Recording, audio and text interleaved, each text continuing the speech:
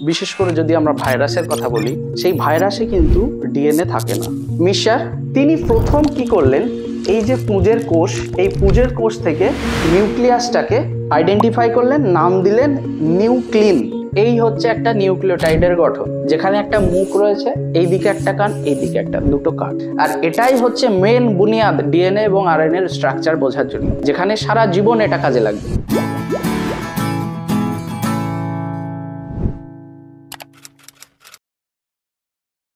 Dear student, সবাইকে স্বাগত আজকের ক্লাসে আমরা এমন একটা জিনিস নিয়ে আলোচনা করতে চলেছি, যেটা ক্লাস 12-এর তোমাদের ওয়েস্ট বেঙ্গল বোর্ড আছে, তারই একটা চ্যাপ্টার, কি না বংশগতির আণবিক ভিত্তি। চ্যাপ্টারটা নিয়ে আমরা আজকে মোটামুটি একটা ব্রিফ আলোচনা করব। দেখব যে ডিএনএর গঠন, ডিএনএ আবিষ্কারের আগে কি কি ঘটনা ঘটেছিল, কিভাবে আবিষ্কার হয়েছিল, ডিএনএর কেমিক্যাল স্ট্রাকচার, নিউক্লিওটাইড কি, নিউক্লিওসাইড কি, এই সমস্ত জিনিসগুলো আমরা দেখব। সেই জন্য প্রথমে আমরা কি করব, প্রথমে আমরা দেখে নিই কি কি ঘটনা পরপর আসছে। প্রথমে দেখো যে ডিএনএ জেনেটিক বস্তু, DNA as a genetic material. এবার বিষয়টা হলো যে এখানে ডিএনএ জেনেটিক বস্তু, DNA as a genetic material, এই জিনিসটাকে আমরা কিন্তু খুব একটা জোর দিয়ে বলতে পারি না। কেন বলতে পারি না? কারণ হলো যে সমস্ত অর্গানিজমে, বিশেষ করে যদি আমরা ভাইরাসের কথা বলি, সেই ভাইরাসে কিন্তু ডিএনএ থাকে না। কি থাকে তাহলে? সেক্ষেত্রে তো আরএনএ থাকতে পারে, তাই না? তো আরএনএটাকে আমরা কি করব, সেক্ষেত্রে জেনেটিক মেটেরিয়াল হিসেবে গণ্য করব।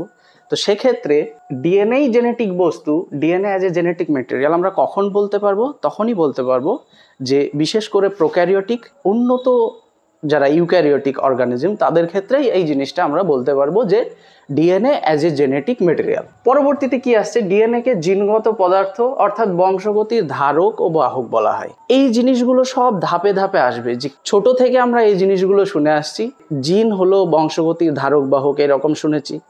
এখানে দেখছি ডিএনএ কে জিনগত পদার্থ অর্থাৎ বংশগতির ধারক বাহক বলা হয়। এই সমস্ত জিনিসগুলো আমরা দেখছি। এগুলো স্টেপ বাই স্টেপ সব আমাদের ক্লিয়ার হয়ে যাবে যে অ্যাকচুয়াল জিনিসটা কি, যে কাকে আমরা বংশগতির ধারক এবং বাহক বলবো এবং কেন বলবো। আমরা সব পরপর এই জিনিসগুলো আসব। এরপর আমরা কি করব, একদম বেসিক জায়গা থেকে আবার পড়াটাকে শুরু করব। এই ডিএনএর ধর্ম, এখানে অনেক কিছু বলার আছে, যেগুলো আমি আবার ফ্ল্যাশব্যাকে গিয়ে বলবো। কিভাবে? দেখো, ডিএনএর ধর্ম যদি বলি, তাহলে এর ইউনিভার্সালিটি। তাহলে ইউনিভার্সালিটি কি? ইউনিভার্সালিটিটা হচ্ছে যে ডিএনএর যে গঠন, সেই গঠনটা উদ্ভিদ, প্রাণী, সমস্ত ধরনের কোষে একই রকম থাকবে। এমনটা নয় যে ডিএনএর যে কেমিক্যাল স্ট্রাকচার, সেটা উদ্ভিদে একরকম, সেটা প্রাণীতে একরকম, এই রকম নয়। সব কিছুতেই কি একই রকম। নেক্সট আছে ভ্যারিয়েবিলিটি। ভেরিয়েবিলিটির মধ্যে কি আসবে? ভেরিয়েবিলিটির মধ্যে আসছে তোমার বিভিন্ন ধরনের গঠন। কিরকম? যদি আমরা ডিএনএর গঠন দেখি, পরে দেখব সব স্টেপ বাই স্টেপ সব ক্লিয়ার হয়ে যাবে। এবার পরবর্তীতে যদি আমরা দেখি, তাহলে কি দেখব, যে ডিএনএর এক একটা জিনিসের গঠন, বিশেষ করে ডিএনএর যে সমস্ত জিনিস নিয়ে গঠিত, যদি বলি সুগার, যদি বলি নাইট্রোজেন বেস, ফসফরিক অ্যাসিড, সমস্ত কিছুর যে গঠন, সেই গঠনগুলো এক একজনের এক এক রকম। অটোক্যাটালাইটিক প্রপার্টি। অটোক্যাটালাইটিক প্রপার্টিটা কি? সেটা হচ্ছে যে ডিএনএ যখন কোষ বিভাজন হয়, তোমরা অলরেডি ক্লাস 11-এ পড়েছো কোষ বিভাজন। সেই কোষ বিভাজন হলে আমরা জানি যে কোষ বিভাজন মেনলি ইউক্যারিওটসদের ক্ষেত্রে তোমার ইন্টারফেজ আর এমফেজ, এই দুটো ফেজে ডিভাইডেড। ইন্টারফেজের মধ্যে G1, S, G2 এবং এমফেজের মধ্যে প্রোফেজ, মেটাফেজ, অ্যানাফেজ, টেলোফেজ, এই দশাগুলো আছে। আমরা কি জানি যে ডিএনএ রেপ্লিকেশন কোন দশায় হয়? এস ফেজে, দ্যাট ইজ সিনথেসিস ফেজ।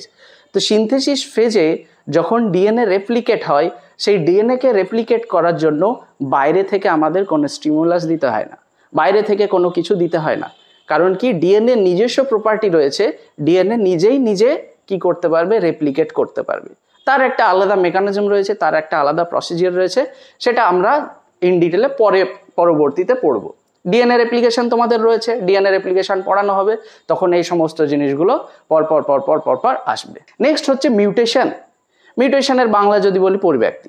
এবার এখানে একটা কথা বলি যে কিছু জিনিস আমরা বাংলাতে লিখেছি, কিছু জিনিস লিখেছি ইংরেজিতে, ঠিক আছে? আমাদের ক্লাসটা কি হবে, ক্লাসটা চেষ্টা করব যে বাইলিঙ্গুয়াল রাখার, বাংলা ইংরেজি দুটো মিক্সড করে। কারণ একটা জিনিস, সেটা হচ্ছে তোমরা যারা উচ্চ মাধ্যমিকের পরে নিটের জন্য পড়বে বা কম্পিটিটিভ লেভেলে পড়বে, তখন কিন্তু এই ইংরেজিটা ভীষণভাবে কাজে আসবে। সেই জন্য এখন থেকে চেষ্টা করতে হবে যে বিশেষ করে টার্মিনোলজিগুলো, সেই টার্মিনোলজিগুলো তোমরা চেষ্টা করবে যে খাতায় হোক বা যেখানে তোমরা নোট কপি তৈরি করছো সেখানে কি করার, ইংরেজিটাকে পাশাপাশি রাখার। তাহলে কি হবে, তোমার সাবজেক্টের প্রতি, ইংরেজির প্রতি একটা আলাদা এফিসিয়েন্সি তৈরি হবে, যেটা পরবর্তীতে তোমাদের অবশ্যই অবশ্যই কাজে লাগবে, এটুকু বলতে পারি। তো যেটা নিয়ে আমরা কথা বলছিলাম সেটা হচ্ছে মিউটেশন। মিউটেশনটা কি? মিউটেশন একটা ভাস্ট এরিয়া, বিশাল জায়গা, বিশাল জায়গা।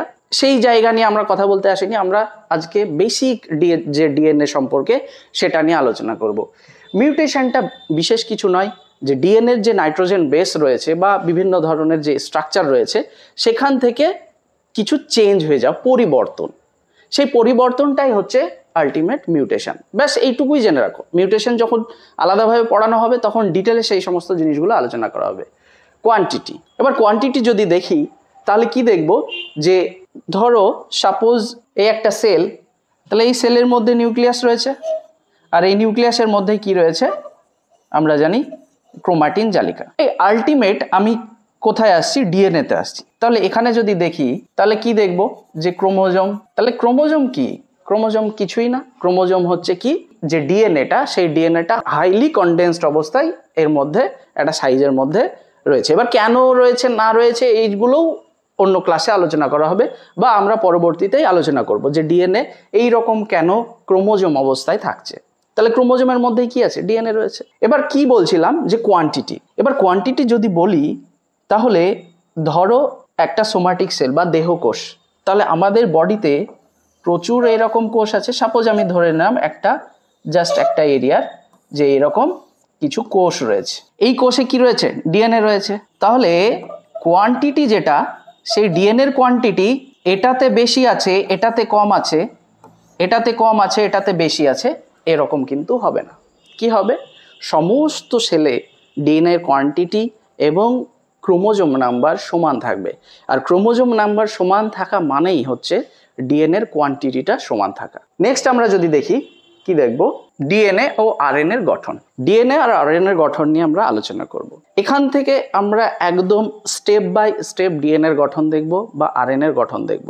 কিন্তু ডিএনএ এবং আরএনএর গঠনের আগেও যে জিনিসগুলো আমাদের জানা দরকার সেই জিনিসগুলো আমরা একটু দেখে নিই। কিভাবে কি আবিষ্কার হলো, এখানে দেখতেই পাচ্ছ একজন বিজ্ঞানী মিশার, ঠিক আছে, ফ্রেডেরিক মিশার, একজন সুইস বায়োলজিস্ট এবং সেই সঙ্গে সঙ্গে ফিজিশিয়ান। তিনি প্রথম কি করলেন, এই যে পুঁজের কোষ, এই পুঁজের কোষ থেকে নিউক্লিয়াসটাকে আইডেন্টিফাই করলেন, নাম দিলেন নিউক্লিন। নাম কি দিলেন, নিউক্লিন। নাম দিলেন নিউক্লিন। এই টার্মটা জাস্ট মনে রাখো, এই টার্মটা নিয়ে আমরা পরবর্তীতে আসব। এই নিউক্লিন থেকে এটার নাম কি আসলো, নিউক্লিক অ্যাসিড। ব্যাস এইটুকু, ব্যাস এইটুকুই শুধু মনে রাখো। কি বললাম, মিক্সচার, পুজ সেল, নিউক্লিয়াসটাকে আইডেন্টিফাই করে নাম দিলেন নিউক্লিন বা কেন্দ্রিন। পরবর্তীতে এই মিশারের এই যে অল্টম্যান 1899, এই মিশারেরই স্টুডেন্ট হচ্ছেন অল্টম্যান। এই অল্টম্যান কি করলেন, এই যে গঠনটা যেটাকে আমরা কি বললাম একটু আগে, মিশার নাম দিলেন নিউক্লিন, আর তার ছাত্র অল্টম্যান এটাকে বললেন নিউক্লিক অ্যাসিড। আমাদের যাত্রা শুরু হবে ডিএনএ আরএনএ শুরু করার আগেও এই নিউক্লিক অ্যাসিড থেকে। ডিএনএ আরএনএ গঠন জানার আগেও আমাদের যেটা জানতে হবে সেটা হচ্ছে নিউক্লিক অ্যাসিড কি।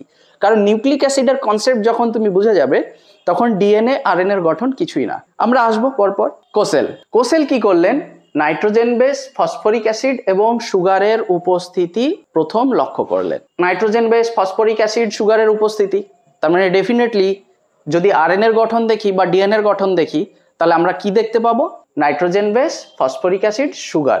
এখন জাস্ট আমরা দেখে নিই যে কার কি রোল রয়েছে ডিএনএ এবং আরএনএর আবিষ্কারে। অ্যাসকলি, লিভাইন, জোন্স, ইনারাও বিভিন্ন ধরনের ডিএনএ এবং আরএনএ নিয়ে কাজ করেছেন, যে আরএনএ এবং ডিএনএ এই দুই ধরনের নিউক্লিক আবিষ্কার করলেন। ফয়েলজেন যে ফার্স্ট কি করলেন, ডিএনএ রঞ্জিতকরণ। এই রঞ্জিতকরণ টার্মটা কি, স্টেনিং, ইংরেজিতে বলে স্টেনিং। এবার বিষয়টা হলো যে স্টেনিং এর প্রয়োজনীয়তা কেন, এটাও হচ্ছে আলাদা এরিয়া, ঠিক আছে। এখানে শুধুমাত্র এইটুকু তোমরা জেনে রাখো যে একটা সেলকে যখন আমরা স্টেন করব, সেই সেলের বিভিন্ন ধরনের অর্গানিলস রয়েছে। সেই অর্গানিলসগুলোকে যদি আমরা আইডেন্টিফাই করতে চাই, তাহলে আইডেন্টিফাই করার জন্য বা শনাক্তকরণের জন্য কি করতে হবে, আমাকে রং করতে হবে। কালার যদি না করি তাহলে আমার সবই একরকম দেখাবে। সেই জন্য কি করা হলো, প্রথমে এটাকে স্টেন করা হলো। সেই স্টেনিংয়ের কাজটা করেছেন কে, ফয়েলজেন। এই ফয়েলজেন রিয়াকশান আলাদা জিনিস রয়েছে, সেগুলো পরের বিষয়। তাহলে ডিএনএ রঞ্জিতকরণ হলো, এবং কি বললেন ইনি, যে ডিএনএটা নিউক্লিয়াসের মধ্যে থাকে। কি বললেন, ডিএনএ নিউক্লিয়াসের মধ্যে থাকে, এই কথাটা বললেন। কিভাবে বললেন, ডিএনএ স্টেনিং করার পর, কালার করার পর। আর কালারের উপকারিতা বা প্রয়োজনীয়তা কেন বললাম, কালারের প্রয়োজনীয়তা হচ্ছে যে সেল অর্গানিলসগুলোকে আমরা আলাদাভাবে আইডেন্টিফাই করার জন্যই স্টেনিংটা করা হচ্ছে। যে স্টেপ বাই স্টেপ এবার এতক্ষণে আমরা জিনিসগুলো দেখব। কিভাবে দেখব, ডিএনএ এবং আরএনএর গঠনের আগেও আমাদেরকে দেখতে হবে নিউক্লিক অ্যাসিড এর কনসেপ্টটা। নিউক্লিক অ্যাসিড সম্পর্কে ধারণা আমরা তৈরি করার চেষ্টা করব। নিউক্লিক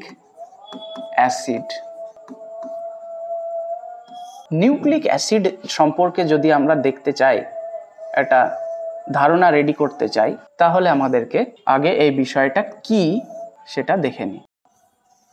এখানে আমি কিছু ছোট ছোট পুঁথির মতো গঠন এঁকেছি, যে পুঁথিগুলো কি হচ্ছে, একটা আরেকটার সাথে যুক্ত। এই পুঁথিগুলোকে বলা হচ্ছে নিউক্লিওটাইড। তাহলে এটাও নিউক্লিওটাইড, এটাও নিউক্লিওটাইড, এটাও নিউক্লিওটাইড, এটাও নিউক্লিওটাইড। একটা, দুটো, তিনটে, চারটে, পাঁচটা, ছটা, সাতটা, আটটা, এইভাবে চলতেই থাকছে। 100, 200, 300, কোনো ঠিক ঠিকানা নেই যে কটা হবে। তাহলে আমরা জানি যে একটা যদি থাকে সেক্ষেত্রে আমরা মনো বলি, দুটো থাকলে ডাই বলি, তিনটে থাকলে ট্রাই বলি। এইভাবে আমরা মোটামুটি যেটুকু মনে রাখি সেটা হচ্ছে 10th অবধি। তো এখানে তুমি ইমাজিন করো মোর দ্যান 10 রয়েছে, সেক্ষেত্রে কি বলি, বহু অর্থে পলি বলি। তাহলে নিউক্লিওটাইড এখানে কি রয়েছে, পলি রয়েছে। তাহলে পলিনিউক্লিওটাইড। এই পলিনিউক্লিওটাইড আবার কি হচ্ছে, যে এই নিউক্লিওটাইডগুলো সবাই একে অপরের সাথে যুক্ত। তাহলে একে অপরের সাথে যুক্ত মানে ডেফিনেটলি এটা একটা কি ফর্ম করেছে, এটা একটা চেন বা এটা একটা শৃঙ্খল ফর্ম করেছে। তাহলে এই যে গঠনটা, এই জিনিসটাকে আমরা কি বলতে পারি, যে পলি, যেহেতু নিউক্লিওটাইড অনেকগুলো রয়েছে তাই পলিনিউক্লিওটাইড। আর কি তৈরি করেছে, এটা একটা চেন তৈরি করেছে। তাহলে পলিনিউক্লিওটাইড চেন। এই পলিনিউক্লিওটাইড চেন যেটা, সেটাকেই আমরা কি বলছি, নিউক্লিক অ্যাসিড বলছি। তাহলে নিউক্লিক অ্যাসিড কি, নিউক্লিক অ্যাসিড হচ্ছে একটা পলিনিউক্লিওটাইড চেন।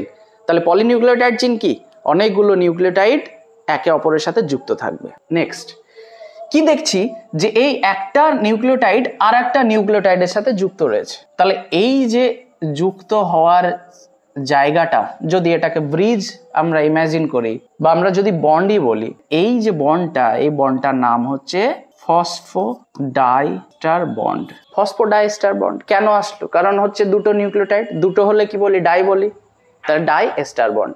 এবার এস্টার বন্ড কি না, এই সমস্ত জিনিসগুলো আমরা নিউক্লিওটাইডের স্ট্রাকচার যখন দেখব তখন দেখব। তাহলে এখান থেকে আমরা কি দেখলাম, নিউক্লিক অ্যাসিড থেকে, নিউক্লিক অ্যাসিড হচ্ছে একটা পলিনিউক্লিওটাইড চেন। এবার বিষয়টা হচ্ছে যে ধাপে ধাপে নামবো বলেছি। নিউক্লিক অ্যাসিড দেখলাম, নিউক্লিক অ্যাসিড সম্পর্কে আমাদের একটা মানে ক্ষুদ্র ধারণা তৈরি হলো যে এটা একটা পলিনিউক্লিওটাইড চেন।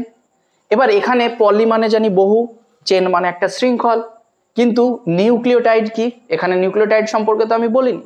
তাহলে এবার আমাদেরকে কি জানতে হবে, যে নিউক্লিওটাইড জিনিসটা কি, নিউক্লিওটাইড সম্পর্কে আমাদেরকে জানতে হবে। তাহলে নিউক্লিওটাইড, এবার যদি আমরা এখানে দেখি যে নিউক্লিওটাইড, তাহলে যদি আমরা এখানে নিউক্লিওটাইড সম্পর্কে মোটামুটি একটা ধারণা তৈরি করে নিতে পারি, তাহলে ক্লিয়ার বোঝা যাচ্ছে যে আমরা নিউক্লিক অ্যাসিড এর সম্পর্কে টোটাল ধারণাটা পাবো।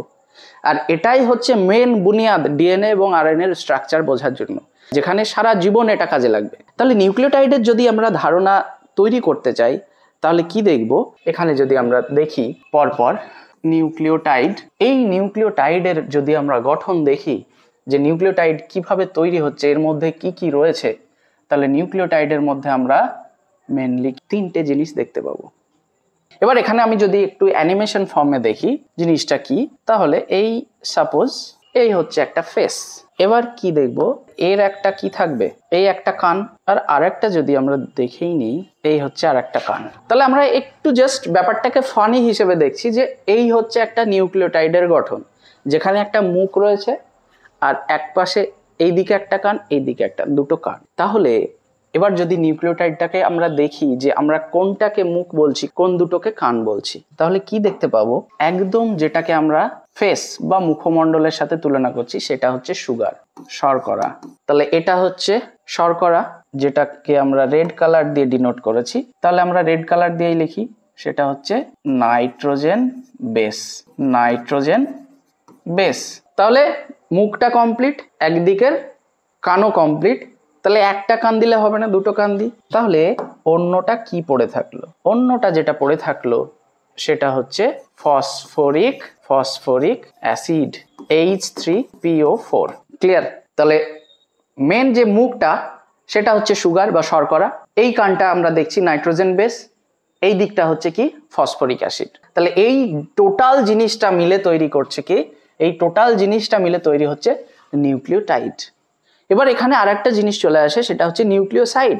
নিউক্লিওসাইডটা কি, তুমি সিম্পলি কি করবে, এই যে নিউক্লিওটাইড থেকে এখান থেকে আমরা কোন জিনিসটাকে বাদ দিয়ে দিব, সিম্পলি বাদ দিয়ে দিব ফসফরিক অ্যাসিড। এই ফসফরিক অ্যাসিডকে যদি আমরা বাদ দিয়ে দিই তাহলে যেটা পাবো সেটাই হচ্ছে কি, সেটাই হচ্ছে নিউক্লিওসাইড। তাহলে দুটো জিনিস আমরা এখান থেকে পেলাম, একটা হচ্ছে নিউক্লিওটাইড, একটা হচ্ছে নিউক্লিওসাইড। তাহলে এই জিনিসটাকে যদি আমরা দেখে নিই, তাহলে নিউক্লিওটাইড কি, সুগার বা শর্করা প্লাস নাইট্রোজেন বেস, আর সেই সঙ্গে কি হচ্ছে যে ফসফরিক অ্যাসিড H3PO4। এই তিনটে জিনিস মিলে তৈরি করছে নিউক্লিওটাইড। আর নিউক্লিওসাইড যদি দেখি তাহলে আমরা সিম্পলি কি করব, বললাম যে এই যে নিউক্লিওটাইড, তাহলে এখানে এই জিনিসটাকে আমরা এভাবেই লিখতে পারি, নিউক্লিওটাইড।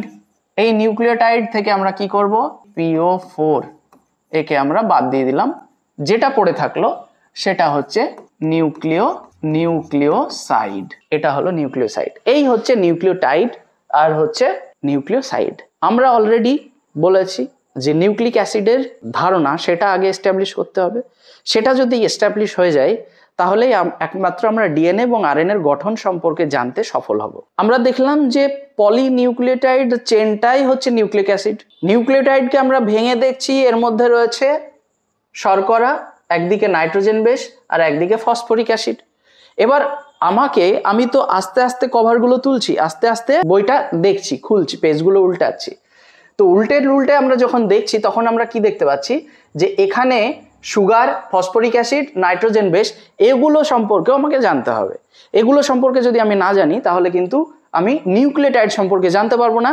আর নিউক্লিওটাইড সম্পর্কে যদি না জানতে পারি তাহলে পলিনিউক্লিওটাইড চেন, যেটা আলটিমেটলি নিউক্লিক অ্যাসিড, সেই সম্পর্কে জানতে পারবো না। সেটা যদি না জানতে পারি ডিএনএ আরএনএ গঠন জানতে পারবো না। তাহলে এবার আমাদেরকে স্টেপ বাই স্টেপ দেখতে হবে। কি দেখতে হবে, যে সুগার, নাইট্রোজেন বেস এবং ফসফরিক অ্যাসিড। তাহলে প্রথমে আমরা ফসফরিক অ্যাসিড নিয়ে আলোচনা করি। তাহলে ফসফরিক অ্যাসিডের বিশেষ কিছু নিয়ে, ফসফরিক অ্যাসিড নিয়ে যে বিস্তর আলোচনা দরকার তা কিন্তু নেই। H3PO4। তো এর স্ট্রাকচার আমরা যদি দেখি তাহলে কি দেখব, এই হলো ফসফরিক অ্যাসিড।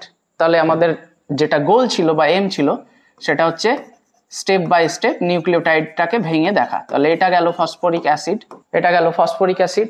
এবার আমরা কি নিয়ে আলোচনা করব, সুগার নিয়ে। শর্করা, কি ধরনের শর্করা রয়েছে এর মধ্যে, আমরা এবার দেখি সুগার বা শর্করা। আবারও বলছি যে এখানে ম্যাক্সিমামই কি হচ্ছে যে ইংরেজি ব্যাপারটা বেশি হচ্ছে। এর একটা বেনিফিট বা এর একটা এফেক্ট আফটার এইচএস বা অদূর ভবিষ্যতে গিয়ে বা ইন ফিউচার এটা অবশ্যই কাজে লাগবে। কারণ এই জিনিসটা আমরা দেখেছি যে স্টুডেন্টরা কি হয়, যে বাংলা মিডিয়াম থেকে পড়ে পরবর্তীতে যখন ইংরেজি বইগুলো পড়তে যায় তখন এই ইংরেজির সাথে অ্যাডাপ্ট করতেই অনেক টাইম লেগে যায়। সেই জন্য চেষ্টা করা হবে যে ক্লাসের দুটো জিনিস ব্যালেন্সে নিয়ে চলা। তাহলে আমরা এবার দেখব সুগারের গঠন। তো সুগারের গঠন যদি আমরা দেখতে চাই তাহলে এই জায়গাটা হচ্ছে আর একটা এরিয়া, কার্বোহাইড্রেট। তো কার্বোহাইড্রেটের ক্লাসিফিকেশন যখন পড়ানো হবে তখন ডিটেলে দেখানো হবে যে কীরকম কি স্ট্রাকচার, না স্ট্রাকচার, এই সমস্ত জিনিসগুলো আমরা পড়ছি ডিএনএর গঠন নিয়ে। তাহলে এবার এই শর্করাটা যেটা, সেই শর্করাটা হচ্ছে, যদি আমরা কার্বোহাইড্রেটের জেনারেল ফর্মুলা দেখি, তাহলে কার্বোহাইড্রেটের জেনারেল ফর্মুলা হচ্ছে CnH2nOn। এই CnH2nOn এটা হচ্ছে এর জেনারেল ফর্মুলা। ডিএনএ তে বা আরএনএ তে যেই শর্করাটা লাগে সেটার নাম কি? সেটার নাম হচ্ছে রাইবোজ। তাহলে ফার্স্ট অফ অল আমরা কি জানছি? রাইবোজ শর্করা। এই রাইবোজ শর্করার যদি আমরা গঠন দেখতে চাই তখন সেটাকে আমরা আবার বলছি যে এটা একটা পেন্টোজ। এটা একটা পেন্টোজ। এদের আগেও একটা জিনিস, যে এই যে শর্করাটা, এই যে রাইবোজ শর্করাটা, এটা হচ্ছে একটা কি? এটা হচ্ছে একটা মনোস্যাকারাইড। এবার মনোস্যাকারাইড কি? মনোস্যাকারাইড হচ্ছে একদম ইউনিট অফ কার্বোহাইড্রেট। মানে কিরকম? যে আর্দ্র বিশ্লেষণ করে আমরা মনোস্যাকারাইডকে আর ভাঙতে পারবো না। ডাইস্যাকারাইড যদি দেখি তাহলে কি দেখবো? যে দুটো মনোস্যাকারাইড মিলে তৈরি হচ্ছে ইউনিট। তাহলে এই মনোস্যাকারাইডটা হচ্ছে লাস্ট ইউনিট।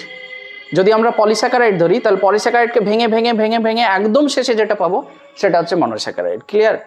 তাহলে মনোস্যাকারাইডের পরবর্তীতে আমরা কি পাচ্ছি? যে এটা একটা রাইবোজ, এবং সেই সঙ্গে সঙ্গে পাচ্ছি পেন্টোজ।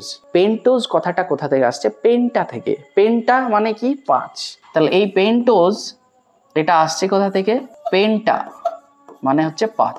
এই 5 কি? এই 5 এখানে বোঝাচ্ছে কার্বনের নাম্বার। কার্বন নাম্বার কত? 5। তাহলে কার্বন নাম্বার যদি আমরা এখানে 5 বসাই তাহলে এর স্ট্রাকচারটা বা এর যে গঠনটা সেটা কিরকম আসছে? H10। এই হচ্ছে এর গঠন, C5H10O5। এবার যদি এর স্ট্রাকচার দেখি তাহলে স্ট্রাকচার কিরকম দেখব? এর স্ট্রাকচার যদি আমরা দেখি, 5টা কার্বন, OH, তো এখানে HOH, এখানে CHOH। এটা হচ্ছে রাইবোজ শর্করার গঠন। এই রাইবোজ শর্করাটা আমরা কি পেলাম? যে পেন্টোজ। এখানে একটা জিনিস যদি আমরা দেখি তাহলে কি দেখতে পাচ্ছি? এখানে একটা গ্রুপ দেখতে পাচ্ছি। এই গ্রুপটা কি? এই গ্রুপটা হচ্ছে অ্যালডিহাইড গ্রুপ। Aldehyde group. এই অ্যালডিহাইড গ্রুপ থাকার জন্য মনোস্যাকারাইড আবার দুই ধরনের। কিসের উপর বেস করে? ফাংশনাল গ্রুপের উপর বেস করে। ফাংশনাল গ্রুপ যদি অ্যালডিহাইড থাকে আর ফাংশনাল গ্রুপ যদি কিটো থাকে তাদের নাম আলাদা হয়ে যায়। কিরকম? যদি ফাংশনাল গ্রুপ হিসেবে এটা অ্যালডিহাইড গ্রুপ থাকে তাহলে এটার নাম হয়ে গেল তখন অ্যালডোজ। আর যদি ফাংশনাল গ্রুপ কিটো থাকে তখন নাম হয়ে যাবে এটা কিটোজ। তাহলে এটা কি শর্করা? এটা একটা অ্যালডোজ শর্করা। তাহলে ডিএনএ এর গঠনে কি ধরনের শর্করা যদি বলা হয় তাহলে আমরা সিম্পলি আরেকটা টার্ম ইউজ হবে, আরেকটা টার্ম এখানে অ্যাড হবে, সেটা আমরা পরে আসবো। এটা তো বুঝতে পারছি যে এটা একটা পেন্টোজ শর্করা, এটা একটা রাইবোজ শর্করা, এবং সেই সঙ্গে এটা একটা অ্যালডোজ শর্করা। এবার আমাদের কি আসছে? যদি আমরা আগেরটা দেখি কি দেখতে পেলাম? এখানে আমরা এক স্ট্রাকচার দেখতে পেলাম যেখানে কার্বন নাম্বার কটা আছে? 5টা। এই কার্বন নাম্বার 5, 6, 7, 8, 4-এর যখন বেশি থাকবে তখন সেই যৌগটা কি হবে? সেটা হচ্ছে রিং ফর্ম করবে। তাহলে এখানে যে রাইবোজ শর্করাটা দেখছি এটা কি হয়? আলটিমেট রিং ফর্ম করে। রিংটা ফর্ম করে কোথায়? যদি আমরা এখানে দেখি 4, 5 নম্বর কার্বন, 5টা কার্বন, তাহলে 1 আর 4-এর মধ্যে রিং ফর্ম করে। বোঝা গেল? তাহলে রাইবোজ শর্করা কি হচ্ছে? রিং ফর্মে থাকছে। রিংটা ফর্ম হচ্ছে 1, 4-এর মধ্যে। এবার যদি আমরা দেখি রিং ফর্মেশন করে আলটিমেটলি যে গঠনটা দাঁড়াচ্ছে সেটা হচ্ছে এই নাম্বারিং। যদি আমরা করি 2, 3, 4 আর এখানে একটা 5 আসবে, আমরা করে দিই, তাহলে এগুলো হচ্ছে সব কার্বন। তাহলে এটা হচ্ছে OH। রাইবোজের গঠনে যেহেতু আমরা OH দেখেছিলাম তাই আমরা এখানে OH বসালাম। HOH, এখানে হচ্ছে CH2H। এই হচ্ছে একটা রাইবোজের গঠন। এবার একটু জিনিস মনে করতে হবে, সেটা হচ্ছে ডিএনএ এবং আরএনএ এর ফুল নাম কি, পুরো নাম কি? ডিএনএ এর যদি আমরা পুরো নাম দেখি ডিএনএ, তাহলে ডিএনএ এর deoxy ribo nucleic acid. RNA যদি দেখি, আরএনএ হচ্ছে রাইবো নিউক্লিক অ্যাসিড। এই দুটো কেন লিখলাম? কারণ লাগবে। এখানে কি আছে? ডিঅক্সি কথাটা আছে, কিন্তু এখানে তো আমরা দেখছি অক্সিজেন রয়েছে রাইবোজের গঠনে। তাহলে রাইবোজের গঠনে যখন শর্করা অক্সিজেন রয়েছে কিন্তু ডিএনএ এর গঠনে দেখছি ডিঅক্সি, মানে অক্সিজেন থাকবে না। তাহলে কি হবে? এখানে যেটা হচ্ছে, যে ঘটনাটা ঘটছে সেটা হচ্ছে 1 নম্বর 2 নম্বর রাইবোজ শর্করার গঠনে 2 নম্বর পজিশনে কি হচ্ছে, অক্সিজেন থাকছে না। তার পরিবর্তে কি হচ্ছে, তাহলে অক্সিজেন ডিলিট হয়ে গেল। ডি কথাটা যখন থাকবে ডি অক্সি, এই ডি অক্সি মানে অক্সিজেন ডিলিট। যদি ডি কার্বক্সিলেশন বলি, carboxyl group delete. D amination যদি বলি, তাহলে অ্যামাইনো গ্রুপ ডিলিট। এই সমস্ত জিনিসগুলো ডিই কথাটা যখন যুক্ত থাকবে, তার মানে সেই জিনিসটা নেই। তার মানে ডি অক্সি মানে অক্সিজেন নেই। কোথায় নেই? 2 নম্বর কার্বনে অক্সিজেন নেই। বোঝা গেল ডি অক্সি নামটা কেন আসছে। এবার আসছে রাইবো নিউক্লিক অ্যাসিড। রাইবো মানে এটা কি? রাইবোজ শর্করা, একটু আগে আমরা দেখলাম। নিউক্লিক অ্যাসিড কি? নিউক্লিক অ্যাসিড অলরেডি আমরা দেখেছি, একটা ছোট্ট ধারণা, পলিনিউক্লিওটাইড চেন। তাহলে ডিএনএটা কি? একটা নিউক্লিক অ্যাসিড। আরএনএটা কি? একটা নিউক্লিক অ্যাসিড।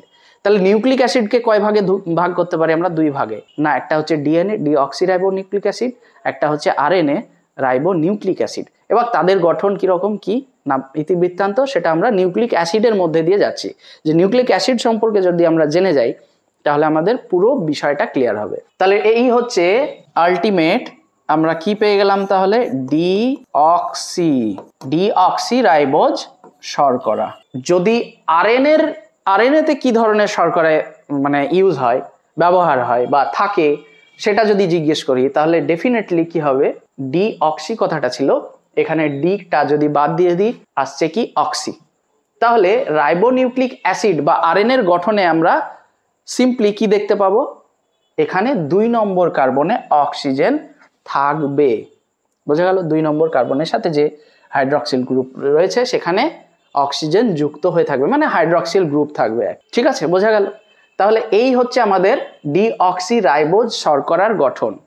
তাহলে আমাদের কি ছিল, আমাদের জায়গাটা ছিল সেটা হচ্ছে, তো আমরা বললাম যে ফসফরিক অ্যাসিড অলরেডি আমরা দেখে নিয়েছি, H3PO4। নেক্সট আমরা বলেছিলাম যে সুগার সম্পর্কে জানবো। তাহলে সুগার আমরা দেখলাম স্ট্রাকচার, ডিঅক্সি রাইবোজের গঠন দেখলাম, ডিঅক্সি রাইবোজের দেখলাম। যদি আমি রাইবোজটাই দেখাতে চাই, তাহলে কি দেখব? সিম্পল, এখানে OH, এখানে H, এখানে অক্সিজেন চলে আসছে, গঠনের বিশেষ কোনো পরিবর্তন নেই, CH2OH। এই হচ্ছে গল্প। তাহলে এটা কি হয়ে গেল? এটা হয়ে গেল রাইবোজ শর্করা। তাহলে ডিঅক্সি রাইবোজ আর রাইবোজ, এই রাইবোজ শর্করা আমরা দেখতে পাবো কোথায়? আরএনএতে দেখতে পাবো। আর এই ডিঅক্সি রাইবোজ সুগার, সেটা কোথায় দেখতে পাবো? ডিএনএতে দেখতে পাবো। এই স্টেপ বাই স্টেপ প্রত্যেকটা জিনিস এরকম একদম সিম্পল ওয়েতে ভাবতে হবে, তাহলে জিনিসটা পুরো ক্লিয়ার হয়ে যাবে। তাহলে ডিঅক্সি রাইবোজ সুগার দেখলাম, একটা আরএনএতে প্রেজেন্ট, একটা ডিএনএতে প্রেজেন্ট। এবার হচ্ছে নেক্সট আমাদের কি ছিল টার্গেট? নাইট্রোজেন বেস সম্পর্কে আমাদেরকে জানতে হবে। তাহলে এবারে আমরা নাইট্রোজেন বেস সম্পর্কে জানবো। তাহলে আমরা জানি কি, নিউক্লিওটাইড, 2টো কান মাথার সাথে লেগেছিল, আমরা মাথাটাকে পেয়ে গেছি। এবার একটা কান অলরেডি পেয়ে গেছি, H3PO4। এবার পরের কানটাকে আমাদেরকে রেডি করতে হবে। সবগুলোকে যদি আমরা যুক্ত করে দিই, একটা সুন্দর আমরা মুখমণ্ডল বা ফেস একটা ক্রিয়েট করতে পারবো। আর সেই ফেসটার নামই হচ্ছে নিউক্লিওটাইড। এই সিকোয়েন্সগুলো যেন মনে থাকে পরপর, তাহলে মানে ক্লাসটা ফ্রুটফুল হবে, পুরো ক্রিস্টাল ক্লিয়ার হবে। যদি আমরা দেখি, আমরা কি বললাম? Nitrogen base. তাহলে নাইট্রোজেন বেস যদি আমরা দেখি, তাহলে নাইট্রোজেন বেসকে আমরা 2 ভাগে ভাগ করতে পারি। নাইট্রোজেন বেসকে আমরা 2 ভাগে ভাগ, কিরকম তোমরা সবাই জানো মোটামুটি, পিউরিন আর হচ্ছে পিরিমিডিন, বা অনেকে পাইরিমিডিনও বলে। তাহলে ইংরেজিটা যদি আমরা লিখি, পাইরিমিডিন, আর এই হচ্ছে পিউরিন। খুব সুন্দরভাবে এই জায়গাটা খুব সুন্দরভাবে দেখতে হবে, তাহলে একদম পুরো নিউক্লিওটাইডের গঠন ক্লিয়ার হয়ে যাবে। তাহলে পিউরিনের মধ্যে আমরা যদি দেখি, পিউরিনের মধ্যে আমরা কি দেখব, যে অ্যাডিনিন, যেটাকে আমরা এ দিয়ে ডিনোট করব, ক্যাপিটাল এ, আর হচ্ছে গুয়ানিন, যেটাকে আমরা ক্যাপিটাল জি দিয়ে ডিনোট করব। বাকি পড়ে থাকলো পাইরিমিডিনের মধ্যে যদি দেখি, তাহলে কি দেখব? সাইটোসিন, থাইমিন, আর হচ্ছে ইউরাসিল। সাইটোসিন, যেটাকে আমরা থাইমিন, এগুলো আমি আর লিখছি না বাংলা, ইউরাসিল। এবার ডিএনএ এর যদি গঠন দেখি, ডিএনএ এর গঠনে আমরা অ্যাডিনিন গুয়ানিন দুটোকেই পাবো, সাইটোসিন আর থাইমিনকে এই দুটোকেও পাবো। ডিএনএ আর আরএনএ এর যদি আমরা গঠনগত ডিফারেন্স দেখি, তাহলে এই থাইমিনের পরিবর্তে শুধুমাত্র কি থাকে, ইউরাসিল থাকে, বাকি অলমোস্ট সব সেম, মানে সবই সেম। এবার এগুলোর আলাদা আলাদা করে আমাদেরকে স্ট্রাকচার শিখতে হবে। যদি আমরা পিউরিনের গঠন দেখি, তাহলে পিউরিনের গঠন কিরকম দেখবো, এখানেই করি। যদি আমরা দেখি, এই হচ্ছে পিউরিনের মানে কাঠামো, স্কেলিটনটা আমরা জাস্ট ড্র করছি, জাস্ট স্কেলিটন ড্র করছি আমরা। এবার কি করব, নাম্বারিং করব। নাম্বারিংটা কি করব, এখান থেকে আমরা শুরু করব। 1 2 3 4 5 6 7 8 9। পাইরিমিডিনের ক্ষেত্রে কি করব, নাম্বারিংটা জাস্ট এখান থেকে শুরু, 2 4 5 6। এখানে যদি আমরা দেখি, আমরা যদি এখানে আসি, এই যে এখানে, তাহলে এই জিনিসটা নিয়ে আমরা এতক্ষণ আলোচনা করছিলাম, নিউক্লিক অ্যাসিড উপাদান, নিউক্লিওটাইড চেন, নিউক্লিক অ্যাসিড, তাহলে পলিনিউক্লিওটাইড চেন সেটাকেই বলছি নিউক্লিক অ্যাসিড। এখানে সব পুঁথির মতো যেগুলো, সেগুলো হচ্ছে সব নিউক্লিওটাইড। এগুলো নিউক্লিওটাইডগুলো কি দ্বারা যুক্ত, ফসফোডাইএস্টার বন্ড দ্বারা। তাহলে নিউক্লিওটাইডের স্ট্রাকচার যখন আমরা এস্টাবলিশ করব, এখনো হয়নি, আমি আবার ওই স্লাইডে তোমাদেরকে নিয়ে যাব। তাহলে ফসফোডাইএস্টার বন্ড দ্বারা যুক্ত নিউক্লিওটাইডকে আমরা কি দেখছি, ফসফরিক অ্যাসিড, শর্করা, নাইট্রোজেন বেস, এগুলো দেখলাম, এগুলো নিয়ে গঠিত। নিউক্লিওসাইড নাইট্রোজেন বেস আর শর্করা নিয়ে শুধুমাত্র গঠিত, কারণ ওখানে আমরা কি করলাম, ফসফরিক অ্যাসিডকে শুধুমাত্র মাইনাস করে দিয়েছি। নিউক্লিক অ্যাসিড, নিউক্লিওটাইডের গঠন আমরা যখন আলোচনা করছিলাম, বললাম H3PO4 যেটা হচ্ছে ফসফরিক অ্যাসিড। ফসফরিক অ্যাসিডের গঠন আমরা অলরেডি ড্র করেছি। শর্করা কি ধরনের শর্করা, রাইবোজ। রাইবোজ সেটা কি, কার্বন নাম্বার কত ছিল, সেই জন্য নামটা কি হলো, পেন্টোজ। এই যে অ্যালডোজ নামটা কেন আসছে, কারণ হচ্ছে এখানে অ্যালডিহাইড গ্রুপ থাকছে বলে। তাহলে অ্যালডিহাইড গ্রুপ থাকছে বলে ওটা আমরা দেখলাম। নাইট্রোজেন বেস আমরা আলোচনা করেছি যে পিউরিন এবং পাইরিমিডিন এই দুই ধরনের মানে নাইট্রোজেন বেস। পিউরিনের মধ্যে চলে আসছে অ্যাডিনিন এবং গুয়ানিন, পিরিমিডিনের মধ্যে আসছে সাইটোসিন, থাইমিন আর ইউরাসিল। এবার আমরা কি করব, যে এই গঠনগুলো এখানে তো দেওয়া আছে, রেডিমেড এইভাবে তুলে দেওয়া আছে, তাহলে এগুলো আমি জাস্ট তোমরা দেখে নিলেই পারো, সেটা কিন্তু করা হবে না। এখানে শেখানো হবে যে কিভাবে স্ট্রাকচারটা হচ্ছে। এই জিনিসটা যদি শিখে যাও, তাহলে মানে সারা জীবনই মনে থেকে যাবে কিভাবে আমরা দেখি পরপর জিনিসগুলোকে। তাহলে এখানে আমরা কি দেখছি, এখানে দুটো রিং রয়েছে, আমরা ওখানে রিং ড্র করেছি, আবার ওখানে যাব। এখানে রিং দেখছি আমরা দুটো, একটা হচ্ছে হেক্সাগোনাল আর একটা পেন্টাগোনাল। এখানে 5টা আছে বলে পেন্টাগোনাল, 6 আছে বলে হেক্সাগোনাল, তাহলে দুটো রিং নিয়ে গঠিত। তেমনি পিরিমিডিন কি, একটা সিঙ্গেল রিং নিয়ে গঠিত, শুধুমাত্র হেক্সাগোনাল। তাহলে এখানে আবার পার্থক্য যদি আমরা দেখি, পিউরিন এবং পিরিমিডিনের ডিফারেন্স কি, তাহলে পিউরিন পিরিমিডিনের একটা বেসিক ডিফারেন্স আমরা দেখেই নিলাম, যে এরা হচ্ছে দুটো রিং নিয়ে গঠিত, ওরা হচ্ছে শুধুমাত্র একটা রিং নিয়ে গঠিত, সেটা শুধুমাত্র হেক্সাগোনাল। আর এরা হচ্ছে হেক্সাগোনাল এবং পেন্টাগোনাল, এই দুটো নিয়ে গঠিত। এবার আমরা দেখব, ড্র করব জিনিসগুলো। এখানে সব নামগুলো রয়েছে, এগুলোতে আমরা আবার ব্যাক করব, আবার নেক্সট ইয়েতে যাব। তাহলে আমরা যেখানে ছিলাম আবার সেখানে ফিরে যাই। এই হচ্ছে আমাদের জিনিসটা করেছিলাম। এবার বিষয়টা হচ্ছে, তোমাদেরকে একটা জিনিস মনে রাখতে হবে, 4টে ডিজিট, 1 3 7 9, 1 3 7 9 এই ডিজিটগুলো মনে রাখতে হবে, কারণ এই নাম্বার যেখানে রয়েছে সেখানে আমরা কি বসিয়ে দেব, সেখানে বসিয়ে দেব নাইট্রোজেন। তাহলে নাইট্রোজেন আমাদেরকে সেই জায়গায় বসাতে হবে। তাহলে 1-এ বসলো, তারপরে কত আছে, 3 আছে, 3 নম্বরে বসলো। তারপরে কত আছে, 7 নম্বর, 7 নম্বরে নাইট্রোজেন বসলো। তারপরে কি আছে, 9 নম্বর, 9 নম্বরে নাইট্রোজেন বসলো। বাকি যে ফাঁকা স্পেসগুলো রয়েছে সেগুলোকে আমরা কি করব, সেগুলোকে কার্বন দিয়ে ফিল আপ করে দেবো। সেগুলোতে সব কি বসে গেল, কার্বন বসে গেল। এই হচ্ছে কার্বন বসে গেল।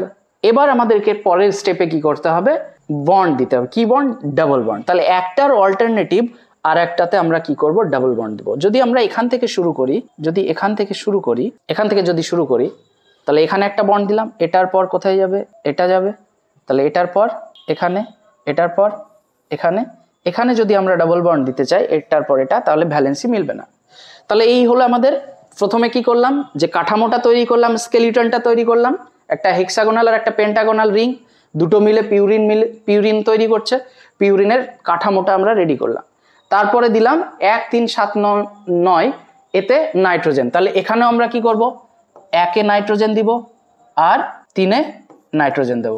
বাকিগুলো আমরা কি করব, বাকিগুলো সিম্পলি আমরা ভর্তি করে দেব কার্বন দিয়ে। তাহলে এগুলো সব কার্বন দিয়ে ভর্তি করে দিলাম। তারপরে কি করেছিলাম, ডাবল বন্ড দিয়েছিলাম, একটার অল্টারনেটিভ। এই তো ছিল গল্প, এই অলমোস্ট হয়ে গেল আমাদের। এবার কি করতে হবে, ভ্যালেন্সিটাকে জাস্ট মিলিয়ে দিতে হবে। ভ্যালেন্সি আমরা শুরু করছি এখান থেকেই। নাইট্রোজেনের ভ্যালেন্সি 3, তাহলে 1 2 3 মিলে গেছে। এখানে কার্বনের ভ্যালেন্সি কত, 4, তাহলে এখানে কি করব, একটা হাইড্রোজেন দিয়ে দেব। নাইট্রোজেনের ভ্যালেন্সি 3, এখানে ভ্যালেন্সি মিলে গেছে, এখানে কার্বনের ভ্যালেন্সি মিলে আছে, এখানে কার্বনের ভ্যালেন্সি মিলে আছে। এই 6 নম্বর কার্বনে এখানে একটা হাইড্রোজেন দিলেই তবেই একমাত্র আমার ভ্যালেন্সি মিলে গেল। নেক্সট নাইট্রোজেন এখানে 7 নম্বরে ঠিক আছে, কার্বন এখানে একটা হাইড্রোজেন, এখানে নাইট্রোজেন দুটো আছে, এখানে কি করব, একটা হাইড্রোজেন। এই হলো আমার কাঠামো রেডি, এই হচ্ছে আমার পিউরিন। এবার এখানে আমি শুধু ছাঁচ রেডি হয়ে গেছে, ছাঁচে শুধুমাত্র আমরা কি ফেলবো, লিকুইড দেবো, যা প্রোডাক্ট আমরা চাইছি সেই প্রোডাক্ট বেরিয়ে আসবে। কি প্রোডাক্ট চাইবো, অবভিয়াসলি পিউরিনের ছাঁচ তৈরি করেছি, পিউরিনের ছাঁচে নিশ্চয়ই আমরা সাইটোসিনকে ফেলবো না, বা থাইমিনকে বা ইউরেসিলকে ফেলবো না। কাকে ফেলবো, অ্যাডেনিনকে আর গুয়ানিনকে, ওই জিনিসটাও আসবে। তাহলে এই হচ্ছে আমাদের ছাঁচ রেডি, কার, পিউরিন। তাহলে কাঠামোটা রেডি করে নিলাম। এবার যদি পিউরিমিডিনে দেখি, তাহলে পিউরিমিডিনে কি দেখবো, পিউরিমিডিনের এই হচ্ছে, এবার আমরা কি করতে হবে, ভ্যালেন্সি মেলাতে হবে। ভ্যালেন্সি যদি শুরু করি 1 নম্বর থেকে শুরু করছি, নাইট্রোজেনের 3, তাহলে 1 2 3 মিলে গেছে। কার্বনের কত, 4, তাহলে 1 2 3 4, তাহলে এখানে একটা হাইড্রোজেন দেবো। এখানে নাইট্রোজেনের কত, 3, নাইট্রোজেনের ভ্যালেন্সি অলরেডি মিলে আছে। তাহলে 4 নম্বরে যদি দেখি, 4 নম্বরে কি লাগবে, একটা হাইড্রোজেন লাগবে। একটা যদি হাইড্রোজেন দিই তাহলে কার্বনের ভ্যালেন্সি মিললো। 5 নম্বরেও কি লাগবে, একটা হাইড্রোজেন লাগবে। 6 নম্বরে একটা হাইড্রোজেন লাগবে। তাহলে আমাদের কি হলো, ভ্যালেন্সি পুরোপুরি মিলে গেল এবং স্ট্রাকচার আমাদের ফুললি রেডি। কিসের, পিরিমিডিনের। এখনো সাইটোসিনের, থাইমিনের, ইউরাসিলের স্ট্রাকচার আমরা পাইনি, কিন্তু ওটা পেতে আমাদের একটুও সময় লাগবে না। কারণ কেন, কারণ হচ্ছে যে এটা হচ্ছে মেন কাঠামো। এখানে আমরা ইনপুট দেব, প্রোডাক্ট বাইরে বেরোবে। ইনপুট দেব, সাইটোসিন বেরোবে, ইনপুট দেব, অ্যাডেনিন বেরোবে। কিভাবে দেব আসছি এবার এই হচ্ছে কাঠামো। নেক্সট যদি আমরা দেখি তাহলে আমরা কি পেলাম, পিউরিনের গঠনটা ঠিক আমরা আরেকবার ড্র করে নিই, তাহলে আমাদের আরো ক্লিয়ার বুঝতে সুবিধা হবে। পিউরিনটা পেয়েছি, আমরা একদম স্টেপ বাই স্টেপ দেখব জিনিসগুলোকে যাতে ভুল না হয়। তাহলে আমরা কি, একটা হেক্সাগোনাল এবং একটা পেন্টাগোনাল, এই দুটো রিং নিয়ে তৈরি হয় কি, দুটো রিং নিয়ে তৈরি হয় পিউরিন, আর একটা সিঙ্গেল রিং নিয়ে তৈরি হচ্ছে পিরিমিডিন। সেই সঙ্গে সঙ্গে এটা করার সময় আমরা 4টে ডিজিট মনে রেখেছি, 1 3 7 9। এবার আমরা নাম্বারিং করছি, 1 2 3 4 5 6 7 8 9। একই জিনিস, 1 2 3 4 5 6। নেক্সট কি করলাম, 1 3 7 9 আমরা নাইট্রোজেন বসালাম। নাইট্রোজেন বসিয়ে দিই, আমরা নাইট্রোজেনটাকে অন্য কালারে লিখি। এই হচ্ছে নাইট্রোজেন, 1 3 নাইট্রোজেন, 7 নাইট্রোজেন, 9 নাইট্রোজেন। বাকিগুলোকে আমরা কি করছি, কার্বন দিয়ে ফিল আপ করছি। কার্বনেরও আমরা কালার চেঞ্জ করে দিই, কার্বন কার্বন কার্বন কার্বন, এই হচ্ছে কার্বন, হয়ে গেল। এবার আমরা কি করব, ডবল বন্ড। তাহলে ডবল বন্ড আমরা শুরু করছি, একটার অল্টারনেটিভ আর একটা, সিম্পল, এটা অলরেডি শেখানো হয়েছে, বলার অপেক্ষা রাখে না। ঠিক আছে, এই করেছি। এবার তারপরে কি করেছিলাম, আমরা ভ্যালেন্সি মিলিয়েছি। 1 নম্বর থেকে শুরু করেছিলাম, এখানে একটা হাইড্রোজেন লাগছে, এখানে একটা, না এখানে লাগবে না, এখানে হাইড্রোজেন লাগবে না, কারণ অলরেডি ভ্যালেন্সি মিলে আছে। তাহলে আমরা এখানে 6 নম্বরে যদি দেখি, 6 নম্বরে একটা হাইড্রোজেন, এখানে একটা হাইড্রোজেন, তবে নাইট্রোজেনের ভ্যালেন্সি মিললো, এখানে একটা হাইড্রোজেন, তাহলে আমার কার্বনের ভ্যালেন্সি মিললো। এই হচ্ছে গল্প, এটা হচ্ছে আমরা পিউরিন পেয়েছি। এবার পিরিমিডিন যদি দেখি, তাহলে আমরা 1-এ বসাবো নাইট্রোজেন আর 3-এ বসাবো নাইট্রোজেন। এখানে বাকিগুলো আমরা কি করব, বাকিগুলো কার্বন দিয়ে ফিল আপ করবো। তাহলে কার্বন দিয়ে ফিল আপ করলাম। এবার আমাকে কি করতে হবে, ডবল বন্ড, তাহলে ডবল বন্ড দিয়ে নিই। এবার আমাকে কি করতে হবে, ভ্যালেন্সি মেলাতে হবে। ভ্যালেন্সি মেলাচ্ছি, নাইট্রোজেন ভ্যালেন্সি মিলে আছে, কার্বনের ভ্যালেন্সি মেলাম, এখানে একটা হাইড্রোজেন, এখানে একটা হাইড্রোজেন। এই হচ্ছে গল্প। এবার আমরা নিয়ে যাব একটু ওই স্লাইডে, কারণ কি, এবার এখানে এই হচ্ছে কাঠামো, এটা রেডি হয়ে গেল, যে এটা হচ্ছে, এটা মেন জায়গাটা, এটা শিখে নিলেই হয়ে যাবে। কিভাবে হয়ে যাবে বলি, আমরা যদি চলে যাই এখানে, এখানে আমরা কি দেখতে পাচ্ছি, সাইটোসিন। পিউরিনের আমরা যদি ধরি অ্যাডিনিনটাকে নিয়ে যদি আমরা কথা বলি, তাহলে অ্যাডিনিনের যদি আমরা কেমিক্যাল নেম দেখি 6 অ্যামাইনো পিউরিন। আমরা এবার ওখানে যাব, কি আছে 6 amino purine, 6 amino purine, 6 amino purine. তাহলে আমরা প্রথমে অ্যাডিনিনকে আমরা করে নিচ্ছি। তাহলে অ্যাডিনিনটা আমরা লিখে নিলাম, অ্যাডিনিনের কেমিক্যাল নাম হচ্ছে 6 অ্যামাইনো পিউরিন। Very simple. তাহলে কি আছে 6 অ্যামাইনো পিউরিন, 6 নম্বর পজিশনে অ্যামাইনো গ্রুপ বসবে। আমাদেরকে দেখে নিতে হবে অ্যামাইনো গ্রুপ কিরকম দেখতে, NH2, বোঝা গেল। তাহলে এই যে NH2 বা অ্যামাইনো গ্রুপটা, এই অ্যামাইনো গ্রুপটাকে সিম্পলি নিয়ে গিয়ে আমরা প্লেস করে দেবো কততে, 6 নম্বর পজিশনে। তাহলেই আমরা পেয়ে গেলাম অ্যাডিনিন। তাহলে নিয়ে যাই NH2, তাহলে আমরা কি পেয়ে গেলাম, এটাই হচ্ছে অ্যাডিনিন। বোঝাতে পারছি, মানে ক্লিয়ার জায়গাটা, অ্যাডিনিন, এটাই হচ্ছে অ্যাডিনিন 6 অ্যামাইনো পিউরিন। তাহলে আমরা প্রথমে খাঁচা তৈরি, ছাঁচ তৈরি করে নেব বলেছিলাম, ছাঁচ তৈরি হয়ে গেছে। এবার কি করলাম, 6 অ্যামাইনো, শুধুমাত্র আমরা অ্যামাইনো গ্রুপকে 6 নম্বর কার্বনে পজিশনে বসিয়ে দিয়েছি, আমরা পেয়ে গেলাম কি অ্যাডিনিন। তাহলে বাকিগুলো আমাদেরকে পেতে খুব কি কষ্ট করতে হবে, করতে হবে না। তাহলে আমরা অলরেডি একটা কি দেখলাম, পিউরিনের দেখলাম, এবার আমরা একটা পিরিমিডিনের দেখব। তাহলে বাকিগুলো তোমরা নিজেরাই করে নিতে পারবে।